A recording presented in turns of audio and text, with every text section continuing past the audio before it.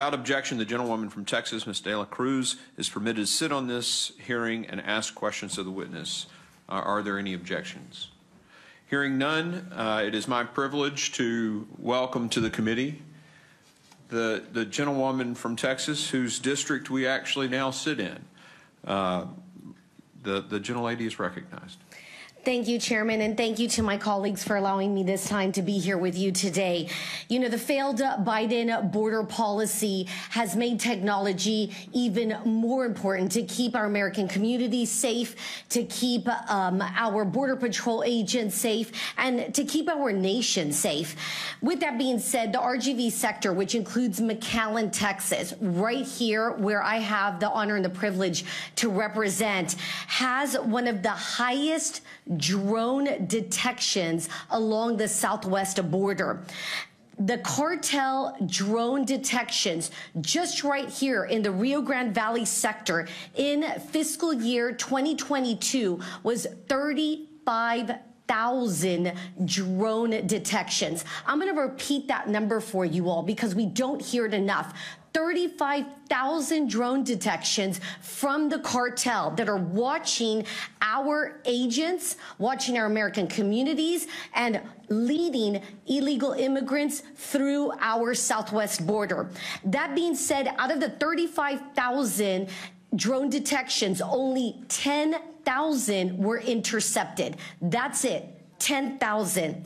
To put this in perspective, the RGV sector only has 31 drones assigned to this sector. Let me repeat that number, 31 drones. And out of those 31, only 18 are actually operational and assigned. The others are down due to maintenance and other issues. So while the cartel have an abundance of resources and have unlimited money to be here on our border, the RGV sector, our agents, our chief, are only left with 31 drones to intercept this. Now, this type of unbalance is unacceptable in the RGV that continues to have high illegal immigration and high illegal drugs crossing our border. That being said, there's other high persistent surveillance, which includes aerostats.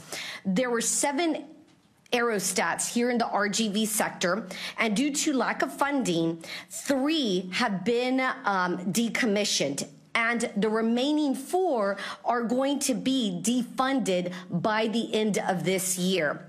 With that being said, Chief Ortiz, what is the department currently doing to assist with countering the cartel technology? And again, 35,000 that we detected in the last year. Thank you, Congresswoman. Good to see you. I will tell you that technology is probably a priority, or no, definitely is a priority for myself and my leadership. Whether it's South Texas or whether it's Arizona, the SUAS issue, as you know, cartels have deep pockets. They don't have to worry about policy. I have to worry about policy. We have 201 small UAS systems deployed throughout the country, and I intend to continue to expand that at great levels over the next 24 months. We have a counter UAS program, as you might be familiar with, and we continue to expand that because we recognize that the cartels have become awfully sophisticated, and a smuggler no longer has to leave the Mexican side to smuggle a group of migrants or narcotics across the border. He can do it virtually via a phone app and a SUAS. And so we need to continue to expand that footprint, but our policies also have to match that. We have to be able to mitigate those 35,000 drone incursions that you just described. We are on the process, we're in a process of mitigating a lot of those criminal organizations and being able to exploit where they're coming from, how they're doing it, and we're going to continue to expand that as much as we can. And then with respect to the aerostats, I'm a big fan of aerostats. When I was in Afghanistan, and I think some of the committee members will recall that aerostats kept us safe. And when I came down here in 2013, I was the architect of the aerostat program here in South Texas. And when I went up to headquarters, I expanded it across multiple locations across the southwest border. But it is an expensive piece of technology, and I have to find an alternative for that. Now, Chief Ortiz, can you tell the committee and the members here in that are in the audience, can you tell us how deep into American soil have these cartel drones actually come in? So it will vary.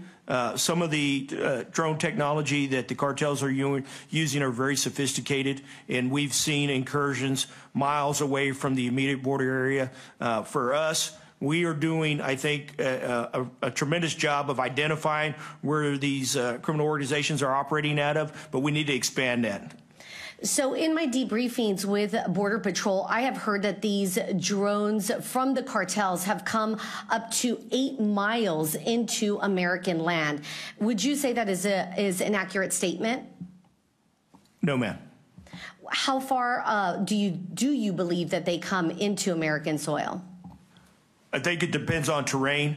A lot of areas along the southwest border are very mountainous when you think about what we have in Arizona and El Paso. But then when you think about what we're dealing with here in South Texas and in some areas in West Texas, pretty flat country. So cartels can operate via line of sight. And once again, it really depends on their ability to leverage existing systems, whether it's cell phones and whatnot.